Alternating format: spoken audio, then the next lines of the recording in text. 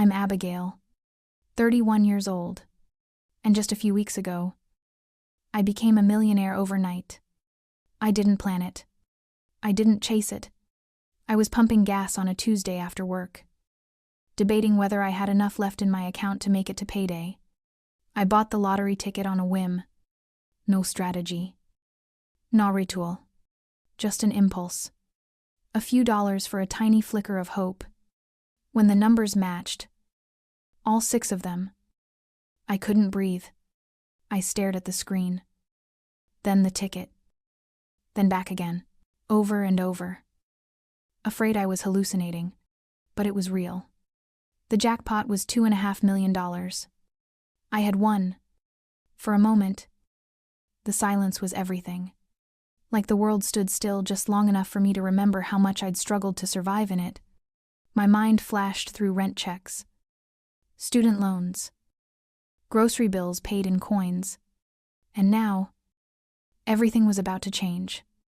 At first, I didn't tell anyone. I followed all the recommendations from the state lottery office. Stay quiet. Protect yourself. Ire a financial advisor. Open a secure account. The real money, they said, would be transferred electronically in about 2 weeks. But for publicity, they handed me one of those oversized ceremonial checks, the kind you see in cheesy news photos. I took the picture, smiled politely, and went home with my life still hidden from the people who knew me best. But I made a choice. I decided to tell my family the truth. Maybe a part of me still wanted to be seen, wanted to be celebrated. Maybe I believed, just for a second, that they'd be proud of me. I was wrong. I told them over Sunday dinner. It's a tradition I'd kept more out of obligation than joy. I said it calmly. I won the lottery. $2.5 million. My parents froze. My mother blinked like she'd misheard me. My father repeated the words slowly, as if trying them on. Then the congratulations came, loud and exaggerated. My mother even hugged me. That never happened growing up, but the moment didn't last. Not 60 seconds later, my mother lit up with excitement about how thrilled Emma would be. And as if summoned by name, Emma walked through the front door. Late as usual, she hugged me with this breathy, theatrical joy and said, "We are going to have so much fun with this." We. My stomach turned. My father, with the tone of someone pitching a done deal, told Emma to explain her business situation.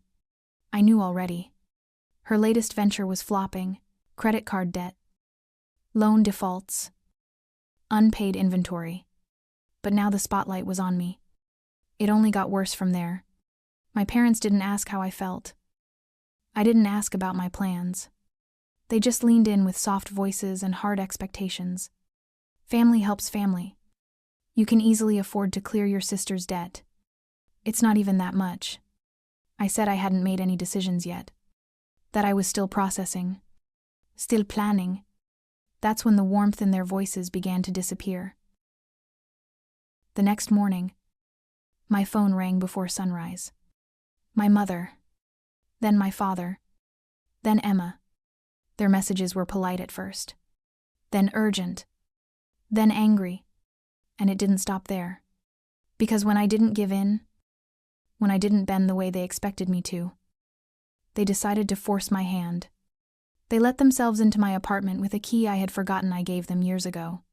They found the ceremonial check sitting in a folder on my desk. They lit a match and burned it. I walked in seconds before it turned to ash, and my father looked me in the eye and said, "If you won't share, you won't get a penny." He thought he was in control. He had no idea what I had already done. I wasn't surprised by their reaction. Not really. I wish I could say it shocked me. That some part of me had still believed this moment would be different. But the truth is, I had spent my entire life watching that same story unfold. Just in different clothes. Emma was always the one they saw. The one who got noticed. Got praised. Got chosen. From the day she was born. She carried some kind of unspoken golden glow that made the world bend in her favor. I was 6 when she arrived, old enough to recognize the shift even before I could name it. Suddenly, everything in our house tilted toward her. When Emma wanted to take ballet, money appeared like magic. New shoes, sparkly costumes, weekend recitals. When I asked for a graphing calculator for advanced math, my dad looked at the price tag and handed me a flyer for part-time jobs at the local grocery store. Emma's paintings covered the fridge, the living room, even the hallway upstairs. My science fair ribbons ended up in a drawer. I remember getting a perfect score on a state math exam once. My mom said, "That's nice, honey," then added, "Have you seen Emma's new self-portrait? It's stunning." They weren't cruel. That's the part that made it hard to explain. They fed me. They made sure I had clean clothes and a ride to school. On the surface, everything looked fine, but it was the weight of being invisible that wore me down. The way my achievements felt like background noise in the story of someone else's brilliance. In high school, I took on tutoring jobs to save up for college applications. Emma had a fundraiser for a class trip and ended up with twice the amount she needed. When I got into my top choice university with a partial scholarship, my parents said, "That's great. Just remember, loans aren't the end of the world." 2 years later, when Emma dropped out halfway through her freshman year, they comforted her like it was some great spiritual awakening. Finding yourself, they called it. She changed majors 3 times. She started and abandoned more careers than I can count. Every time, they were right there to help her try again. Meanwhile, I took out loans, worked 2 jobs, and graduated with a degree I earned by losing sleep and skipping meals. I walked across that stage alone, knowing they had chosen not to come. Something about scheduling conflicts. When I got my first full-time job, I called to tell them. My dad said, "That's great. Hey, let me hand you off to your mother." My mom said she was proud of me, but in the way you say you're proud of someone who remembered to take the trash out. It was polite, distant, dismissive in that quiet, bone-deep way. I wasn't looking for applause. I didn't expect banners or champagne.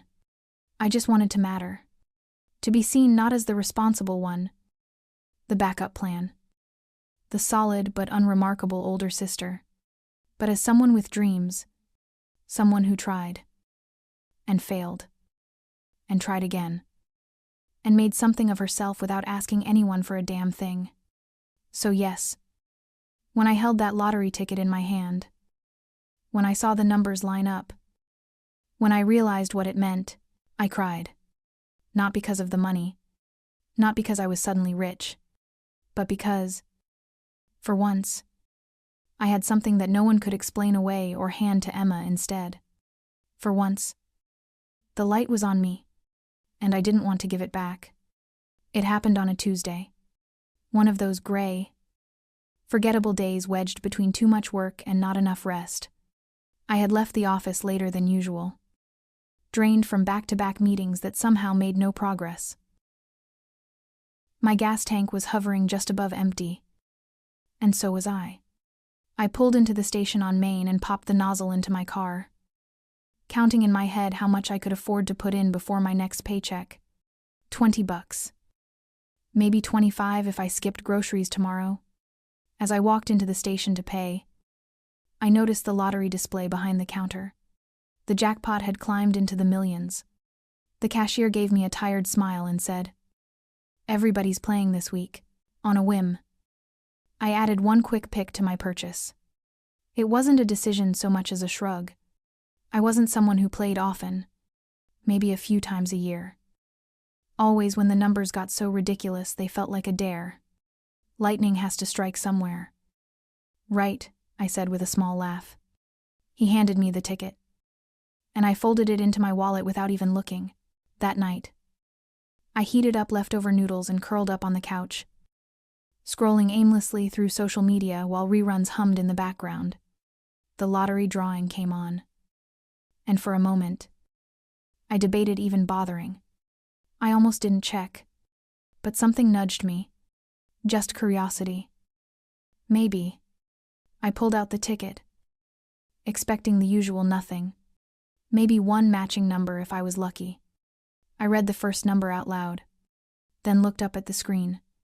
Match. Okay. That's fun. Second number. Match. I sat up. Third. My pulse picked up. Fourth.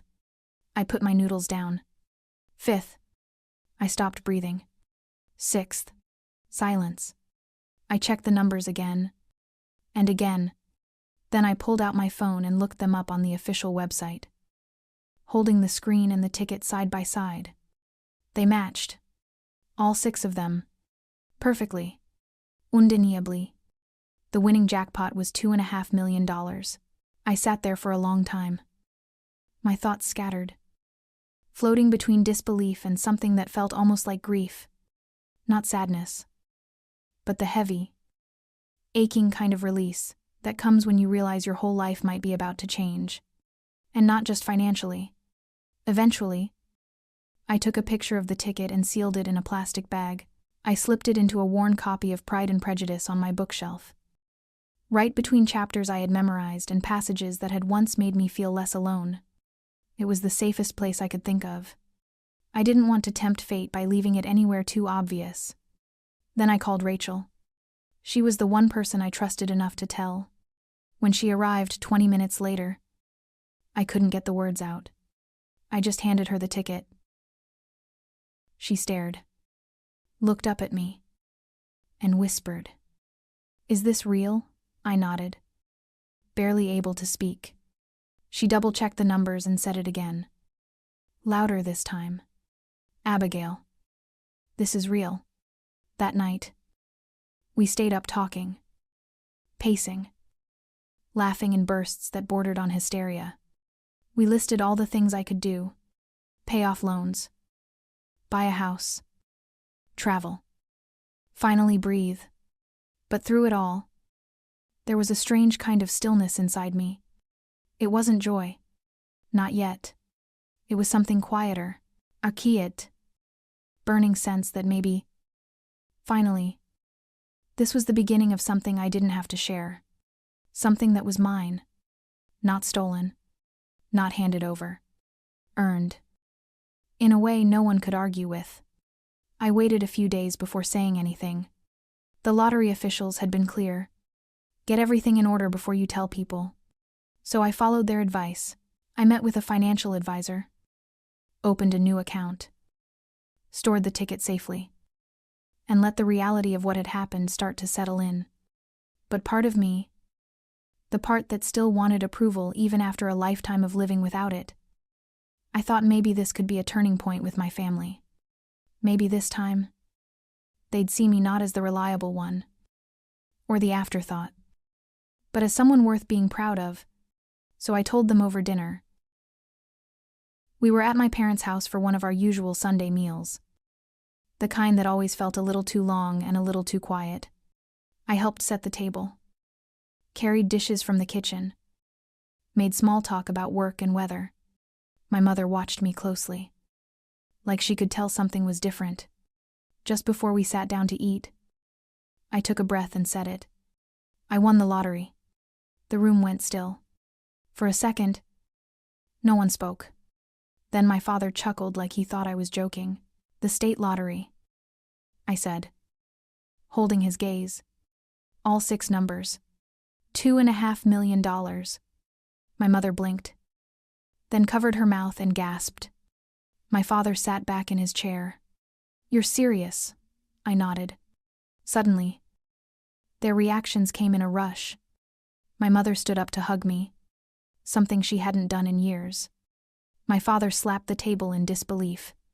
That's incredible. Abigail. Wow. This is life-changing.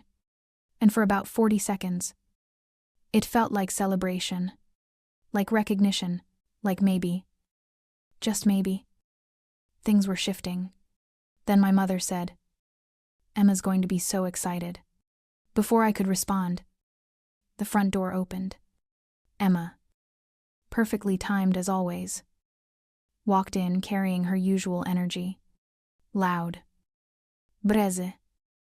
A little too rehearsed.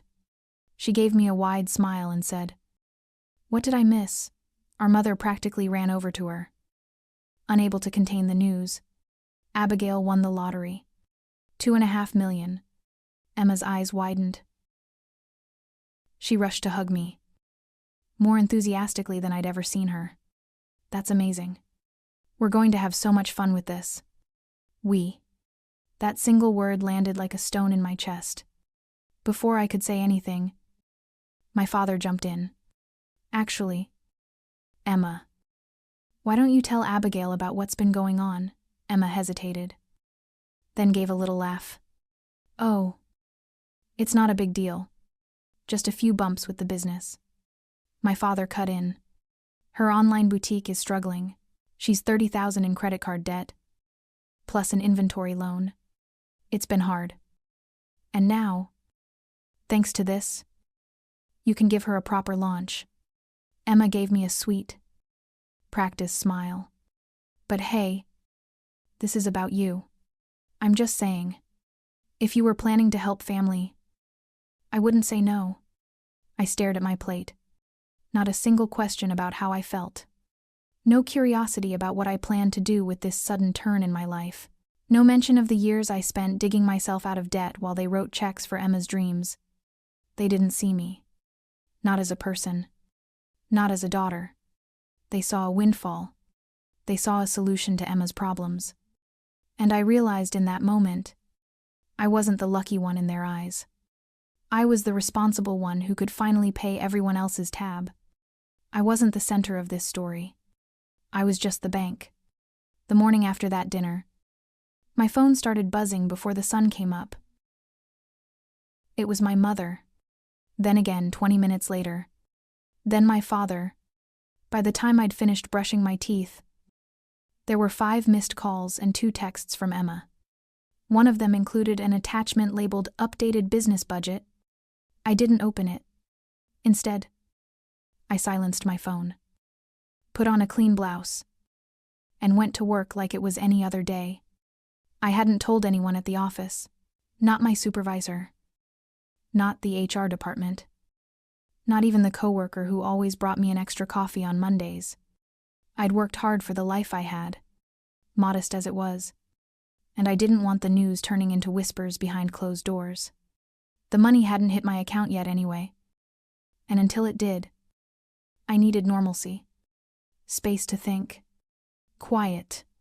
That afternoon, during my lunch break, I met with the financial advisor recommended by the Lottery Commission. Her name was Miss Thornton, and from the first moment we sat down, I felt like she saw me. Not just the numbers, not just the check. Me. She walked me through every detail. The taxes, the payment timeline, the importance of setting up an emergency fund. She explained how easily sudden money can vanish if you don't make a plan. When I mentioned my family, she didn't flinch. Instead, she leaned in and said something I'll never forget. "Most people think winning the lottery changes how others treat you. It doesn't. It just reveals how they already saw you." That night, I went home and drafted a simple budget. I didn't touch anything. No luxury shopping. No wild purchases. Just priorities.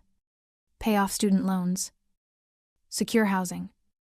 Set up a fund for future goals. I felt calm, grounded, and for the first time in a long while, I felt in control. The next morning, a group text came in from my mother. She had created a thread titled "Family Planning Discussion." It included my father, Emma, and me.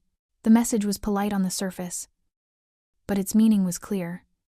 "We're getting together tomorrow at 7 to go over ideas and discuss how Abigail's new blessing can help support everyone's future. Abigail, please bring any financial paperwork so we can understand the timeline." New question. No invitation. Just a decision made without me. I stared at the message for a long time. Then I typed one sentence. I won't be attending. My financial decisions are my own. I put the phone down and didn't pick it back up for hours. The response was immediate. First came a call from my father that I didn't answer. Then a string of texts from my mother, starting with confusion. Then concern. Then guilt. Emma followed with a soft message saying she totally understood, but that she had a very detailed spreadsheet she hoped I'd look at soon. No pressure. But there was pressure. Always. It was just dressed in nice words and family tones. And for once, I didn't fold. I didn't scream. I didn't defend myself. I didn't list the years I went without, or the times I bailed them out emotionally while no one noticed. I just said no, and it rang louder than any argument ever could. It happened 4 days later. I had been staying with Rachel, just to get some distance. The calls hadn't stopped. Some days my parents were furious. Other days they were pleading. Emma sent long emotional texts about how this business was her dream, and how with just a little help, she could finally make it work. I didn't respond. I needed space to think without someone else's expectations pressing in from all sides. That afternoon, I realized I had left a folder of work documents at my apartment. Nothing important to anyone but me. Project notes. A few files I needed to review. I figured I'd be in and out in 10 minutes. Rachel offered to come. But she had a meeting, and I told her I'd be fine. The parking lot was quiet when I pulled in. My building looked normal. Nothing seemed off. I walked up the stairs, unlocked my door, and stepped inside. And instantly, I knew something was wrong. There were voices in the living room. My parents' voices. I froze. For a second, I thought about backing out and calling the police. But then something hot surged through me. Anger. Disbelief. Maybe something deeper. I walked down the hallway, past the kitchen, and into the living room. They were standing next to my coffee table. My mother was crouched over a small metal trash can. Flames danced inside it. At first I didn't understand what I was looking at. Then I saw the edges of paper curling into ash. It hit me all at once. They were burning what they believed was my lottery check. My father turned toward me with that calm, clipped tone he always used when he thought he was in charge. If you won't share, you won't get a penny. My mother stepped back and folded her arms. She looked satisfied, like she had solved a difficult problem. I stared at them both. Then I smiled. It started as a small curl at the corners of my mouth. And then, before I could stop it, a laugh bubbled out. Soft at first, then louder. My parents exchanged glances, clearly confused. My mother looked at me like I had lost my mind. What's so funny? I walked closer and tilted my head, watching the last of the paper turn to gray. That check you just burned, that was a photo prop. For publicity. The money's already been transferred. It's electronic. Their faces changed slowly. My father blinked. My mother's lips parted. Like she wanted to say something but couldn't find the words. There's no real check to destroy. I added. That was just a souvenir. I pulled out my phone and showed them the email confirmation from the lottery office. The funds are being held in a secure account. You didn't stop anything. You didn't ruin anything. Silence. No screaming. No yelling. Just stillness. My father finally spoke, his voice tight. We were just trying to make you understand. We thought, if you saw what you could lose, you broke into my home and set fire to something you didn't understand. I said, you thought fear would work, that if you threatened me, I'd give in. But you don't scare me anymore. My mother reached out, suddenly desperate. Abigail, we were just trying to help. No, I said calmly. You were trying to control me. There's a difference. For the first time in my life, I saw them not as parents, but as people, flawed, desperate, and deeply entitled. And for the first time, they saw me not as the obedient daughter, but as someone they couldn't manipulate. They had started a fire to take back power, but I was already out of reach. The next morning, I called a locksmith. Before I even made coffee, I watched a man drill through the deadbolt that used to represent safety. I replaced every key, every lock, every fragile illusion I'd held onto.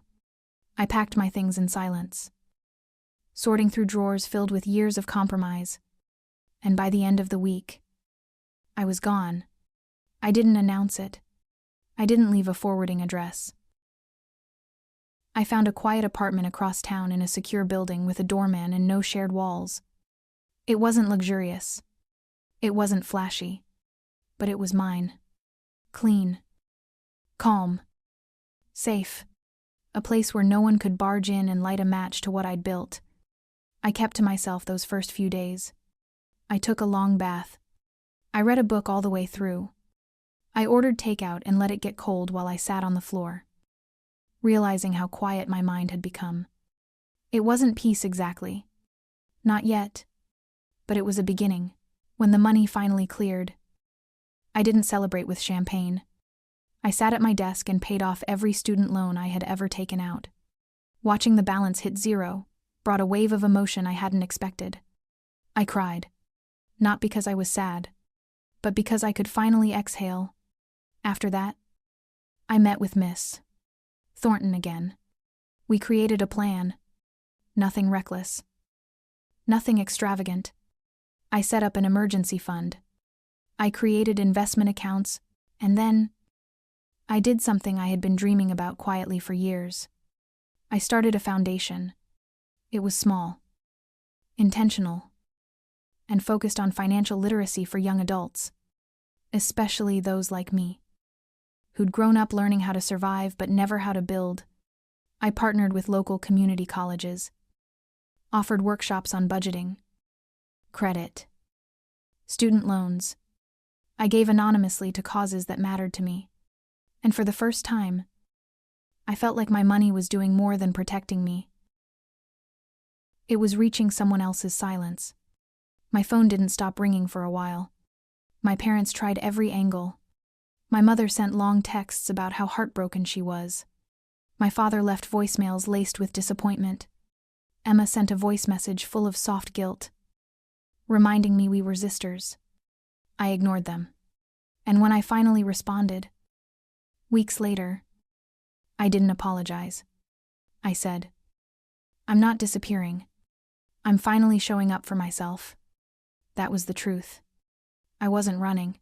I wasn't angry anymore.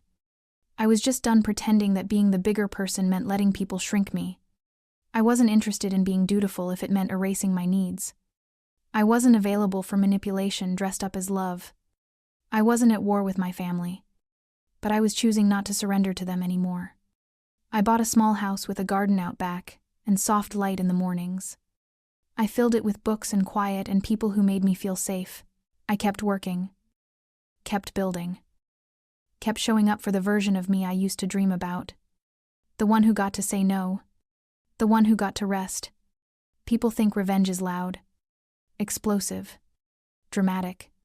But the real kind, the kind that heals instead of destroys, looks more like this: changing the locks, breathing without fear, saying yes to yourself. Finally, without asking permission, 1 year later, I got an email from Emma. It was quiet, almost hesitant. She said she'd been thinking a lot about what happened, about everything she'd said and done, about the way our parents reacted and how she'd let it all happen without stepping in. She didn't make excuses. She didn't ask for anything. She just said she was sorry. She had taken a job. She wrote. Nothing glamorous. Assistant manager at a local cafe. But it was steady. And she was learning how to manage her own money for the first time. She said it wasn't what she imagined for herself. But in some ways, that was the point. It was the first thing she'd stuck with. She said she missed her sister. I sat with that email for days. Not because I didn't believe her. Not because I wanted to punish her. But because I needed to understand my own heart first. Eventually, I wrote back. Short. Honest. Not cold. I told her I appreciated her words. And that I needed time. I told her I hoped she was finding her footing. That I was glad she'd found something steady. And that I wasn't ready for reconciliation. But I wasn't closed off to it forever. She responded quickly. Said she understood. Said she'd be here when or if I ever wanted to meet. A few months later, we did. In a neutral cafe halfway between our homes. We sat across from each other in a quiet corner and talked about nothing for a while. Work. Weather. A show we both used to love growing up. It felt fragile. Like we were walking across thin ice and neither of us wanted to be the first to press down too hard. Eventually, Emma looked at me and said, I really am sorry. Not just for the money stuff. For all of it. For making you feel like you didn't matter. For expecting things without ever offering anything back. For assuming you'd carry the weight just because you always had. I didn't cry. I just nodded. Thank you. That means more than you probably know, she said. When the money didn't come, I had to grow up. Finally, Mom and Dad tried to save me again. But it didn't work. I realized I didn't need rescuing. I needed to stop expecting other people to fix what I kept breaking.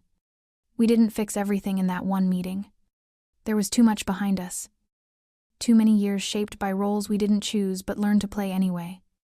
But we agreed to keep talking. Carefully. Respectfully. As two adults trying to build something honest from the ruins. I haven't seen my parents. They still send the occasional message. Wrapped in guilt or silence or passive reminders of what they think I owe. But I haven't responded. Maybe one day I will. Maybe not. Forgiveness isn't something I give away lightly anymore. It's not a duty. It's not something you owe someone just because they share your blood. Forgiveness, when it's real, is a privilege. Something earned through accountability and change. Not just words. And I've learned that grace, the kind that actually frees you, doesn't mean forgetting. It means remembering clearly and still choosing peace. Not for them. For you. So here I am. A year later. Not angry. Not bitter. Just whole. Living in a home I chose. Doing work that matters. Loving people who see me. Holding space for the possibility of healing. But not at the cost of myself. And for the first time in my life, I know this for certain. I don't need to be forgiven to feel free. I just needed to stop asking for permission to be okay.